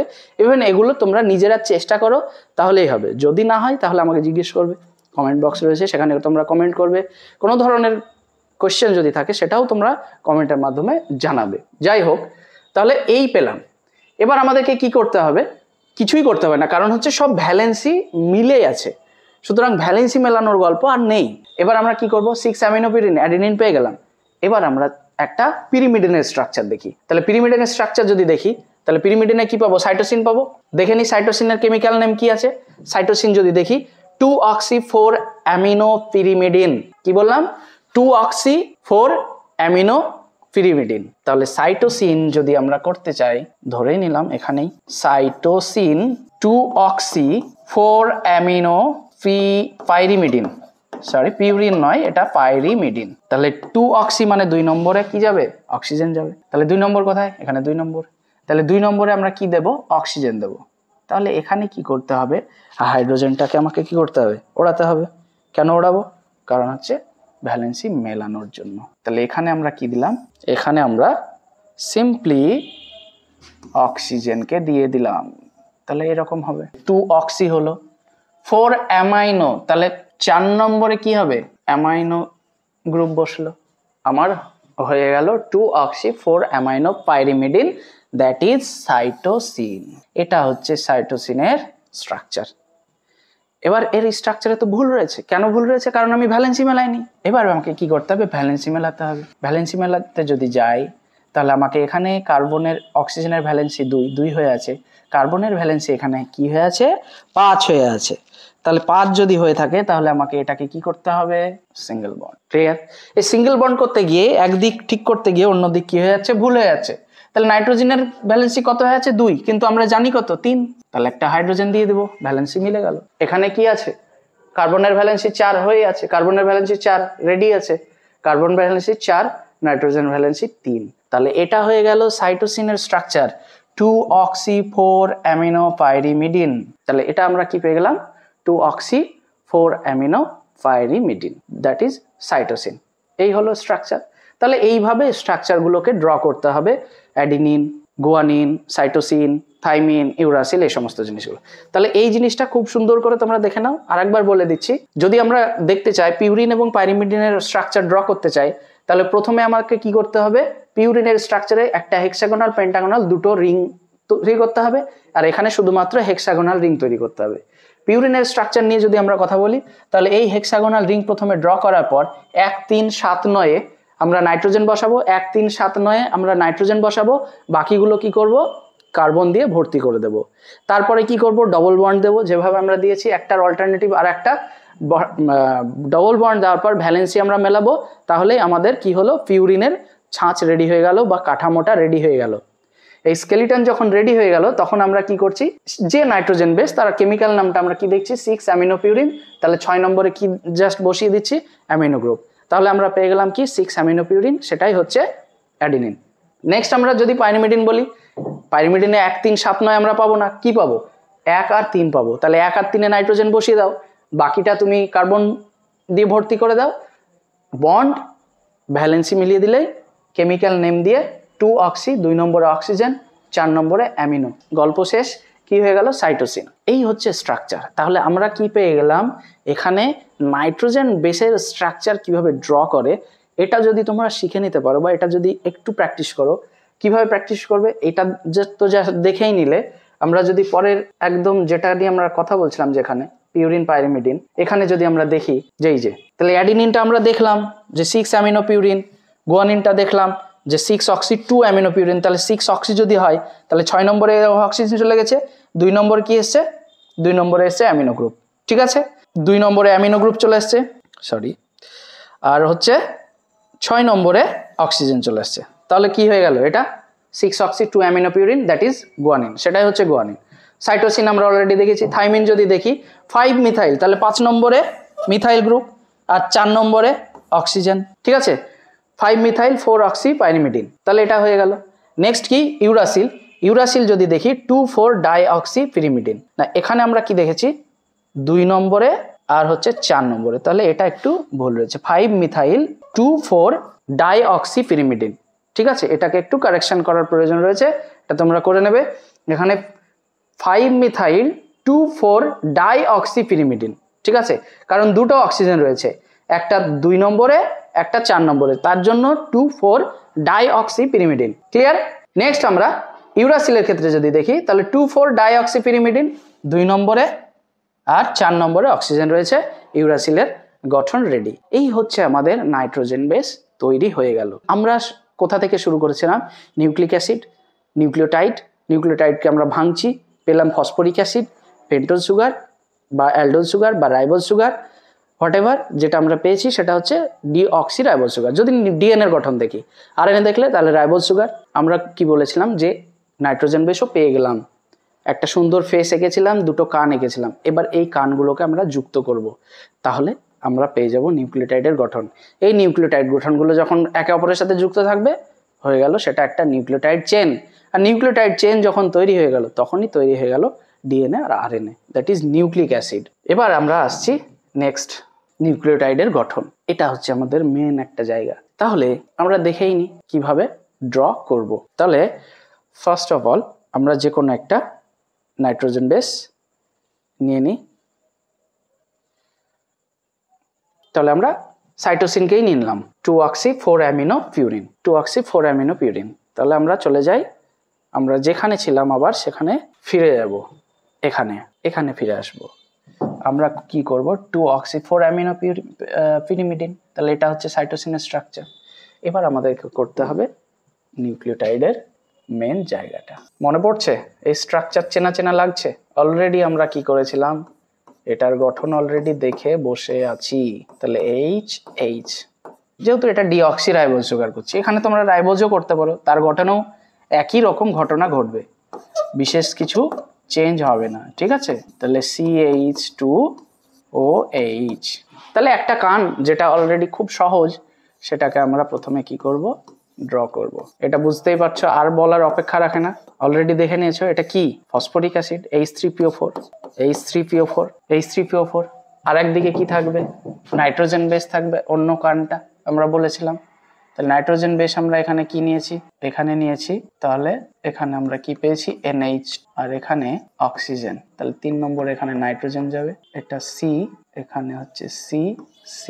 যদি আমরা দেখি এখানে 4 নম্বর, এখানে 4 নম্বর, তাহলে এখানে একটা H, এখানে ডবল বন্ড, ঠিক আছে? ভ্যালেন্সি মিলেছে। আমরা দেখেই নি কি ছিল গঠনটা। এই হচ্ছে গঠন, সাইটোসিনের গঠন এই ছিল। তাহলে এখানে 6 অক্সি 2 অ্যামিনো পিউরিন। তাহলে আমরা কি নিয়েছি?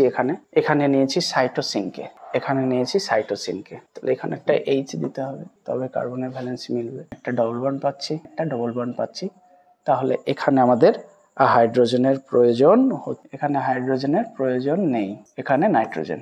তাহলে নাইট্রোজেনের ভ্যালেন্সি মেলানোর জন্য ওখানে আমাকে হাইড্রোজেন দিতে হলো, ঠিক আছে? এবার এখানে কার্বন 1 2 3 4, এখানে কার্বন। এতক্ষণে আমার এই জায়গাটা দাঁড়ালো। যাই হোক, তাহলে এই পেলাম হচ্ছে আমাদের কি? সাইটোসিন। এই হচ্ছে ডিঅক্সি রাইবোজ সুগার। এই হচ্ছে H3PO4, মানে হচ্ছে phosphoric acid, phosphoric acid, phosphoric acid, আর এই হচ্ছে নাইট্রোজেন বেস। নাইট্রোজেন বেস, এই হচ্ছে নাইট্রোজেন বেস।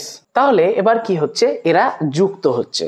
কিভাবে যুক্ত হচ্ছে যদি আমরা দেখি, তাহলে এখানকার OH আর এখানকার H কি হচ্ছে, এখনো জল বাইরে বেরিয়ে যাচ্ছে। এখনো জল যখন বাইরে বেরিয়ে গেল, তখন এই যে সুগারের 1 নম্বর কার্বন, আর এখানে যদি আমরা ধরি পিরিমিডিনের 1 নম্বর পজিশন, তার মধ্যে যে বন্ডটা ফর্ম করছে সেটার নাম হচ্ছে গ্লাইকোসাইডিক বন্ড। কি বন্ড? Glycosidic bond. তাহলে এটাকে যদি আমি এরপরে এটাকে যদি আমি মুছে দিই, দিয়ে বন্ডটা ফর্ম করি, তাহলে আলটিমেট কি দাঁড়াচ্ছে এটা। তাহলে কি হলো, নাইট্রোজেন বেস আর হচ্ছে কি সুগার, এই দুজনের মধ্যে যে বন্ডটা তৈরি হলো সেটার নাম হচ্ছে কি গ্লাইকোসাইডিক বন্ড বা বন্ধনী। তাহলে গ্লাইকোসাইডিক বন্ড কাকে বলে? গ্লাইকোসাইডিক বন্ড হচ্ছে ডিঅক্সিরাইবোজ সুগারের সাথে। তাহলে ডিঅক্সিরাইবোজ সুগারই হতে হবে না, এখানে রাইবোজ সুগারও হতে পারে। তাহলে রাইবোজ সুগার বা ডিঅক্সিরাইবোজ সুগারের মধ্যে নাইট্রোজেন বেসের সাথে যে বন্ধনী দ্বারা যুক্ত থাকছে সেটাই হচ্ছে গ্লাইকোসাইডিক বন্ড। যদি পজিশন দেখি, তাহলে 1 নম্বর সুগারের 1 নম্বরের সাথে এখানে পাইরিমিডিন বেসের 1 নম্বর নাইট্রোজেনের সাথে কি হচ্ছে, যুক্ত হচ্ছে 1 নম্বর পজিশনের সাথে। তাহলে এটা গেল একটা উইং, একটা কান আমরা যুক্ত করে দিলাম। নেক্সট হচ্ছে একই ঘটনা ঘটছে, এখানকার OH আর এখানকার OH, তাহলে কি হবে, এখনো জল এখান থেকেও বেরোবে। তাহলে H2O এখান থেকে যখন বেরিয়ে গেল, সাথে বন্ড কি হচ্ছে, এর সাথে বন্ড কি হচ্ছে, এখানে বন্ড ফর্ম করছে। কিভাবে বন্ড ফর্ম করছে, এখানে যে অক্সিজেনটা চলে আসলো, তাহলে এ আলটিমেটলি এইভাবে দাঁড়াচ্ছে জিনিসটা। ব্যাস, বন্ড আমাদের ফর্ম হয়ে গেল। এখান থেকে কি বেরিয়ে গেছে, এখনো জল বেরিয়ে গেছে। তাহলে এখান থেকে আবার কোয়েশ্চেন এটা হতে পারে যে একটা নিউক্লিওটাইডের গঠন হতে গেলে বা নিউক্লিওটাইড মেটাবলিজম হতে গেলে কত অণু জল বেরোয়। তাহলে 1 অণু জল বেরোচ্ছে গ্লাইকোসাইডিক বন্ড ফর্মেশনের সময়, আর আরেকটা বন্ড, এই বন্ডটার নাম হচ্ছে এস্টার বন্ড। এই বন্ডটার নাম কি, এস্টার বন্ড। মনে পড়ছে যে আমরা ওখানে পলিনিউক্লিওটাইড চেন যখন করেছিলাম তখন বলেছিলাম যে কি ডাই এস্টার। তাহলে অবভিয়াসলি এই নিউক্লিওটাইড তার নিচে বা উপরে আর একটা নিউক্লিওটাইড যখন যুক্ত হবে, সেই যুক্ত হওয়ার ঘটনাটা কি হচ্ছে, ফসফোডাই এস্টার বন্ড দ্বারা। তাহলে সেখানেও এখনো জল বাইরে বেরোবে, বোঝা গেল। তাহলে এই হচ্ছে গ্লাইকোসাইডিক বন্ড, এই হচ্ছে এস্টার বন্ড। যে বন্ড দুটো কানকে যুক্ত করছে, একটা কান ফসফরিক অ্যাসিড বা H3PO4, আর একটা কানকে আমরা নাইট্রোজেন বেসের সাথে তুলনা করেছি। তাহলে এই হলো আমাদের কমপ্লিট ডিঅক্সি। এখানে যেহেতু ডিঅক্সিরাইবোজ সুগার, তাই এটার নাম হয়ে যাচ্ছে ডিঅক্সি রাইবো। কিসের স্ট্রাকচার করেছি আমরা, নিউক্লিওটাইডের। তাহলে অবভিয়াসলি এটা নিউক্লিওটাইড, ডিঅক্সিরাইবো নিউক্লিওটাইড। এই হলো আমাদের নিউক্লিওটাইডের স্ট্রাকচার, এই হচ্ছে কমপ্লিট জায়গাটা। তাহলে এই নিউক্লিওটাইড এবার পর যুক্ত হয়ে পলিনিউক্লিওটাইড চেন তৈরি করবে। আর পলিনিউক্লিওটাইড চেন মানে জানি নিউক্লিক অ্যাসিড, আর নিউক্লিক অ্যাসিড দুইভাবে বিভক্ত। একটা হচ্ছে ডিএনএ, যেখানে ডিঅক্সিরাইবোজ সুগার থাকবে, আর একটা হচ্ছে যেখানে রাইবোজ সুগার থাকবে আরএনএ। তাহলে ডিএনএ আর আরএনএ গঠন আমাদের ড্র করতে আর কোনো বাধা বিপত্তি থাকলো না, কারণ হচ্ছে নিউক্লিওটাইড আমরা যখন জেনে গেছি তখন অবভিয়াসলি আমরা ডিএনএর গঠন আমরা দেখতে পাবো। এবার ডিএনএ সম্পর্কে, ডিএনএর আবিষ্কার সম্পর্কে বেশ কিছু তথ্য আমরা ঝটপট দেখে নিই, কে কি বলেছেন। তাহলে এই পর্যন্ত আমাদের ছিল পাইরিমিডিন। নিউক্লিওটাইডের গঠন আমরা দেখলাম।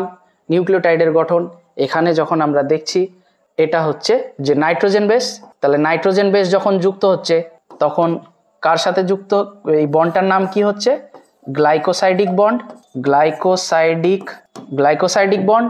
আর এই দিকে যখন যুক্ত হচ্ছে তখন নাম হয়ে যাচ্ছে এটার কি, ফসফো এস্টার বন্ড।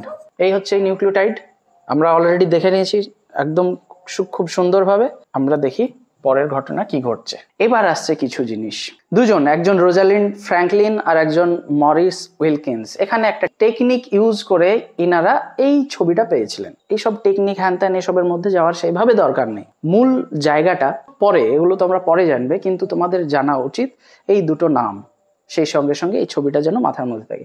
এই ছবিটা যদি দেখো তোমরা ভালো করে, তাহলে ছবিটা দেখো ঠিক এই রকম ভাবে আছে, এই দিক দিয়ে এইভাবে, আর এটা এইভাবে এইভাবে এইভাবে। তারপরে কি মনে হচ্ছে যে এটা এই রকমও। তাহলে আলটিমেটলি এখানে কি মনে হচ্ছে যে একটা স্ট্রাকচার, একটা দ্বিতন্ত্রী স্ট্রাকচার এখানে কি হচ্ছে যে আইডেন্টিফাই হচ্ছে। তো রোজালিন্ড ফ্র্যাঙ্কলিন এবং মরিস উইলকিন্স ইনারা দুজন কি করলেন, প্রথম এই এক্স রে ডিফ্র্যাকশন টেকনিক দিয়ে, এক্স রে ক্রিস্টালোগ্রাফি দিয়ে তিনারা প্রথম এই জিনিসটাকে আইডেন্টিফাই করলেন। পরে কি ঘটনা ঘটলো, জেমস ওয়াটসন এবং ফ্রান্সিস ক্রিক, যিনাদেরকে ডিএনএ নিয়ে যদি আলোচনা করতে হয় এই দুজনের নাম আসবে না, এই রকম ঘটনা জেনারেলি ঘটে না।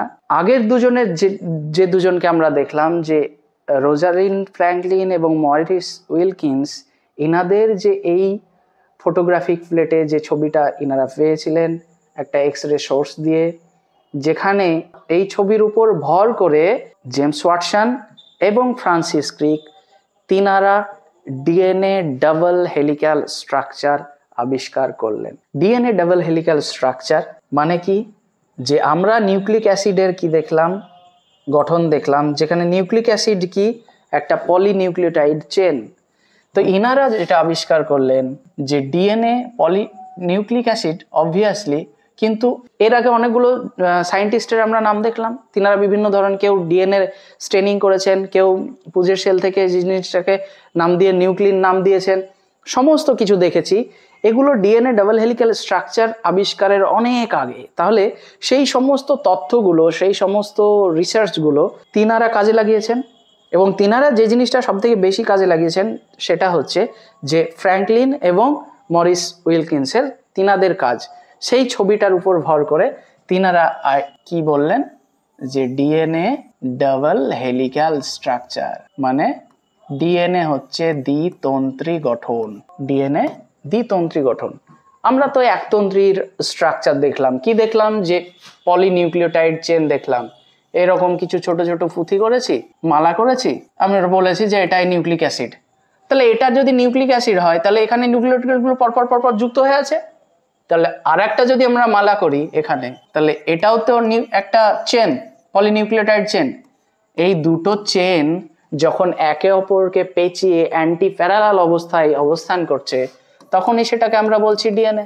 তাহলে ডিএনএ আর আরএনএ কি, আরএনএ হচ্ছে সিঙ্গেল স্ট্র্যান্ড একতন্ত্রী গঠন, আর ডিএনএ দ্বিতন্ত্রী গঠন। এই যে ডিএনএ দ্বিতন্ত্রী গঠন আইডিয়াটা, বা ডিএনএ যে দ্বিতন্ত্রী গঠন অবস্থায় থাকে, ডিএনএ ডাবল হেলিক্যাল স্ট্রাকচার, এই জেমস ওয়াটসন এবং ফ্রান্সিস ক্রিক তিনারা প্রথম বলেছিলেন। কার কাজের উপর ভর করে, মরিস উইলকিন্স এবং রোজালিন্ড ফ্র্যাঙ্কলিনের কাজের উপর ভিত্তি করে।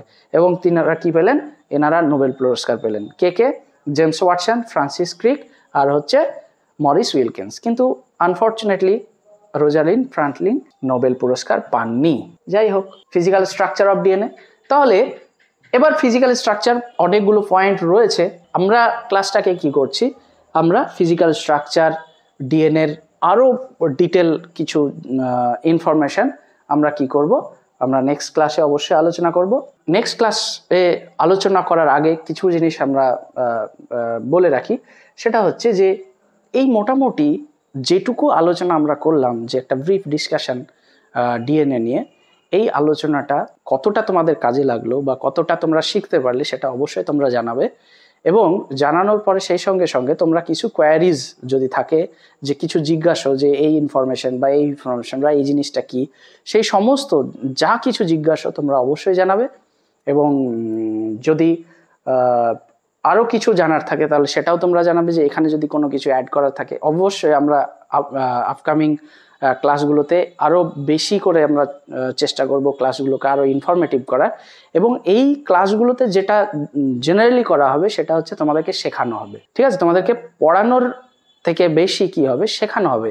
চেষ্টা করা হবে যে প্রত্যেকটা জিনিস তোমরা শিখতে পারো। নট নেসেসারি যে তোমাকে পড়তে হবে, ভালো মার্কস করতে হবে, এইরকম নাই। যে তোমরা শিখলে, একটা জিনিস যদি ভালোভাবে শিখতে পারো, সেই জিনিসটা সারা জীবনের জন্য তোমার কি হলো, একটা অ্যাসেট হিসেবে থেকে গেল। তাহলে সেই জিনিসগুলো তোমরা যদি এখান থেকে শিখতে পারো খুবই ভালো হয়। এবং তোমরা যদি শিখতে পারো, সেই জিনিসটাও তোমরা জানাবে যে হ্যাঁ এখান থেকে তোমরা শিখছো, তোমাদের ক্লাস কেমন লাগছে, তোমরা কি কি ধরনের লেকচার তোমরা আশা করছো, কি কি টপিকের ওপর ক্লাস তোমরা আশা করছো। যাদের কোয়ারিজ রয়েছে, কোনো প্রশ্ন যদি থাকে, প্রত্যেকটা প্রশ্ন নিয়ে আমরা নেক্সট ক্লাসে অবশ্যই আমরা সেগুলো নিয়ে আবার ডিসকাস করব। এবং তোমাদের যারা ক্লাসটা দেখলে বা যারা এতক্ষণ শুনছিলে, তারা অবশ্যই, আমি কি করেছিলাম যে পিউরিনের একটা স্ট্রাকচার করেছিলাম এবং পিরিমিডিনের একটা স্ট্রাকচার করেছিলাম। এই স্ট্রাকচার দুটোর উপর ভর করে বাকি যে 4টে থাকলো, যেমন ইউরাসিল থাকলো, যেমন থাইমিন থাকলো, যেমন গুয়ানিন থাকলো, ঠিক আছে, এই সমস্ত জিনিসগুলো মানে যে বাকিগুলো থাকলো সেগুলো তোমরা অবশ্যই করবে। মানে এটাকে একটা হোমওয়ার্ক হিসেবেও নিতে পারো। তাহলে তুমি যতক্ষণ না ওই জায়গাগুলোকে ড্র করছো ততক্ষণ তুমি এই জিনিসটা শিখতে পারলে না। এবার বাকি অনেক ইনফরমেশন বইয়ে রয়েছে, যে ডিএনএর ভৌত গঠন, ডিন্যাচুরেশন, রিন্যাচুরেশন, হিট দিলে ডিএনএ ভেঙে যায়, এই সমস্ত যে ওভারঅল একটা ব্যাপার যেগুলো এমনি জাস্ট বলে দিলেই হয়, সেগুলোর জন্য একটা আলাদা সেপারেট ক্লাস করা হবে। কিন্তু যেগুলো শেখানো ওরিয়েন্টেড ক্লাস হচ্ছে সেগুলো তোমরা অবশ্যই কি করবে, ঠিকঠাকভাবে দেখবে। এবং যেগুলো হোমওয়ার্ক হিসেবে দেওয়া হচ্ছে, মানে দেওয়া ঠিক হচ্ছে না, এটা কি মানে তোমরা যদি করে নিতে পারো তাহলে তোমরা পুরো জিনিসটা কমপ্লিট শিখে নিতে পারবে। তো এই ছিল মোটামুটি আমাদের ডিএনএ সম্পর্কে আজকের মোটামুটি ক্লাস। ঠিক আছে, আজকে আমরা খুব ছোট্টভাবে ব্রিফ করে ব্যাপারটাকে আমরা আলোচনা করেছি। আমরা পরের ক্লাসে আরও কিছু কিছু ইন্টারেস্টিং এবং নতুন টপিক নিয়ে, যেগুলো বায়োলজির একদম কি কনসেপ্ট, সেই সমস্ত জিনিসগুলো নিয়ে আমরা হাজির হব। তোমরা ক্লাস করতে থাকো, দেখতে থাকো এবং কমেন্টে অবশ্যই জানাও যে তোমাদের কেমন লাগছে এবং তোমরা কি কি বায়োলজির আর কি শিখতে চাও। প্রত্যেকটা ইউনিট ওয়াইজই যদিও শেখানো হবে, তারপরও তোমাদের ফিডব্যাক ভীষণভাবে আমাদের হেল্প করবে আরও ভালোভাবে তোমাদেরকে রিপ্রেজেন্ট করার, আরও ভালোভাবে শেখানোর জন্য। ধন্যবাদ। আজকের ক্লাস এখানেই আমরা শেষ করছি, দেখা হচ্ছে পরের ক্লাসে। এই ধরনের এডুকেশনাল ভিডিও আরও দেখতে চ্যানেলটিকে সাবস্ক্রাইব করে এলিট পরিবারের মেম্বার হয়ে যাও।